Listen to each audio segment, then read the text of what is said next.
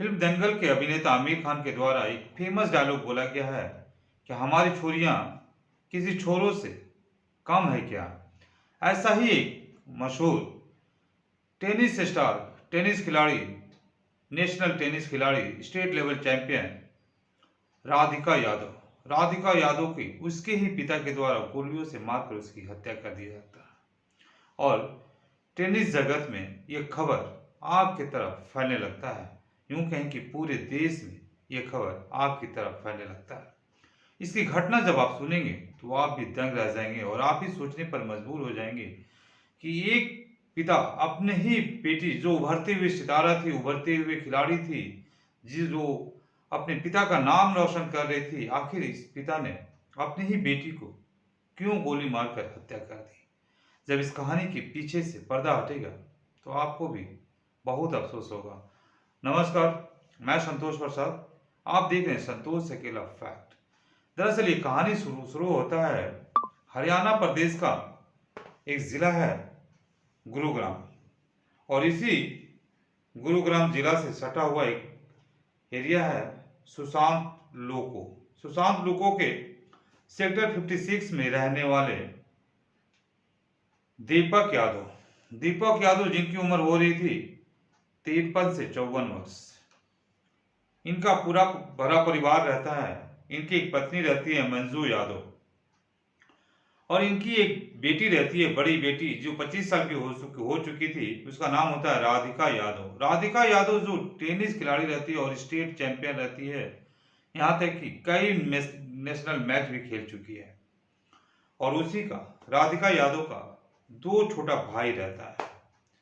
राधिका यादव जो इस कहावत को सत्य करती है और साबित करती है कि हरियाणा में खासकर छोरियों को, जो लड़की होती है, उससे स्पोर्ट्स में बहुत लगाव होता है। चाहे वो टेनिस का खिलाड़ी हो, चाहे दंगल फिल्म के जैसा कुश्ती का हो।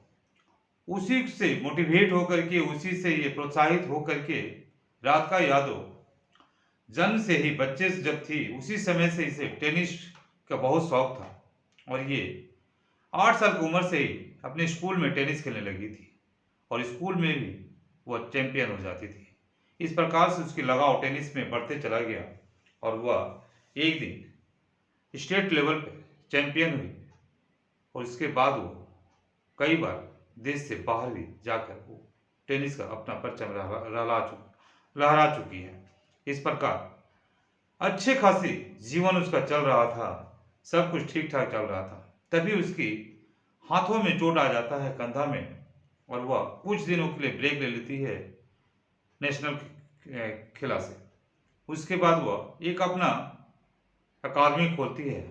अकादमी खोलने के बाद वह उसमें बच्चों को सिखाया करती थी टेनिस का गुण, सारी बात जो उसे आता था वो सब बात सिखाती थी। उससे अच्छी खासी उसकी आमदनी भी होती थी, और उसी की आमदनी से घर में भी कुछ पैसे खर्चा, घर का मेंटेनेंस भी चलने लगा था। ये बात राधिका यादव को, पिता को खटक रहा था, क्योंकि आस पड़ोस के लोग किसी का सुख सुविधा देखना पसंद नहीं करते हैं, और वह राधिका के पिता दीपक यादव को ताना मारने लगते हैं कि तुम बेटी का कमाया हुआ पैसा से अपनी ऐश मौज कर रहे हो, उसी का पैसा से खा रहे हो, तुम्हारा घर परिवार तुम्हारी बेटी चला रही है, तुम निखट्टू टाइप का रहते हो और उसी का पैसा पर ऐश मौज कर रहे हो। ये बात दीपक यादव को काफी लग जाती है अंदर तक, और वह अपनी बेटी को टेनिस खिलाड़ी से, टेनिस खेलने से मना कर देता है। लेकिन बेटी मानती नहीं है। बेटी बोलती है ये मेरा शौक है, और इससे मैं आगे चलकर देश की नाम रोशन करूंगी, और एक दिन बहुत आगे तक जाऊंगी, इसीलिए मैं टेनिस खेलना बंद नहीं करूंगी। ये बात जो है राधिका के पिता को अच्छा नहीं लगता है, क्योंकि उसे रोज ताना मिलता था आस पड़ोस के लोगों के द्वारा, घरों के द्वारा। ताना मारने वाले भी कम नहीं होते हैं। अपनी जिंदगी में उनका पता नहीं कितना भी उथल पुथल हो, घर परिवार उनका ठीक ठाक नहीं चल रहा हो, लेकिन दूसरे की जिंदगी में ताक झांक वो जरूर करते हैं। और इनकी ये जो ताना मारने वाले को दूसरों के घर की सुख सुविधा एकदम पचता नहीं है। इसीलिए ये लोग हमेशा राधिका के पिता दीपक यादव को ताना मारते थे कि तुम बेटी की कमाई खा रहे हो। इससे तंग आकर एक दिन 10 जुलाई सुबह 10:30 बजे जब राधिका अपने घर के किचन में कुछ खाना बना रही होती है, उसी समय राधिका को उसके पिता दीपक यादव पीछे से जाते हैं और अपने लाइसेंसी रिवॉल्वर निकालकर 3 गोली उसके माथे में मार देते हैं। राधिका वहीं गिरती है और हॉस्पिटल ले जाने के दौरान उसकी मौत हो जाती है। उस घर में उस समय राधिका की मां मंजू देवी और 2 भाई दोनों वहां पर रहते हैं।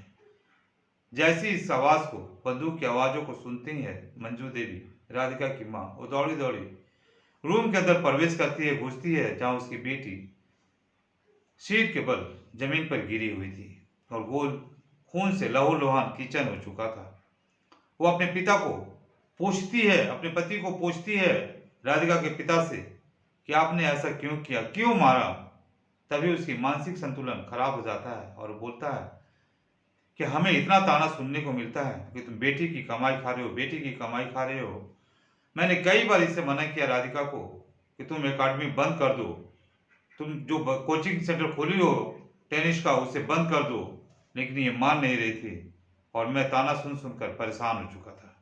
इसी के चलते ना ये रहेगी ना मैं ताना सुनूंगा, और वह गोलियों से चला देता है और गोली से राधिका की वहीं मौत हो जाती है। इसकी खबर तुरंत राधिका के चाचा जो होते हैं वह पुलिस को खबर देते हैं। पुलिस घटनास्थल पर पहुंच करके बॉडी को पंचनामा के लिए ले जाती है और पोस्टमार्टम करा देती है, जहां स्पष्ट हो जाता है कि 3 गोली लगने से राधिका की मौत हो चुकी है। अब इस प्रकार इस घर में काफी सुख सुविधा रहता है। राधिका के पिता दीपक यादव ये कहते हैं कि हमें अपनी बच्ची से गर्वान्वित तो महसूस हो रहा था, गर्व भी हो रहा था कि हमारी बेटी इतनी बड़ी खिलाड़ी है, लेकिन आस पड़ोस के लोग हमें चैन से नहीं जीने दे रहे थे। वो बार बार यही ताना मारते थे कि तुम बेटी की कमाई खा रहे हो। इससे मैं तंग आ चुका था और अपने मानसिक संतुलन खो चुका था। इसी के चलते मैंने अपनी बेटी के ऊपर गोली चला दी और गोली से मेरी बेटी की मौत हो गई। लेकिन मौत तो हो गई, बाद में अफसोस करने से क्या होता है। बेटी, इतनी अच्छी बेटी जो नेशनल लेवल में खेल रही थी टेनिस का, आगे चलकर देश का नाम भी रोशन करती, लेकिन उसको यहीं पर उसके पिता लोगों को कहने पर हत्या कर देते हैं। इस प्रकार हमारे देश में कई ऐसे लोग हैं जो दूसरे के घर में ताका झाकी करते हैं, उसकी सुख सुविधा से वो परेशान रहते हैं, लेकिन उनके घर में खाने को नमक रोटी भी नहीं है, लेकिन दूसरे की खुशी उन्हें बर्दाश्त नहीं होती है और दूसरे के घर में आग लगा देते हैं। इस प्रकार दीपक यादव की घर में आग लग चुकी थी, उनकी बेटी की हत्या हो चुकी थी। अब हम लोग भारतवर्ष के सभी लोग एक अच्छे टेनिस खिलाड़ी खो चुके हैं।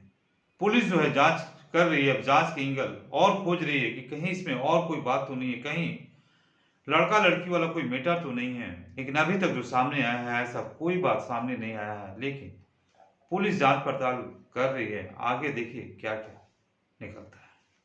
नमस्कार।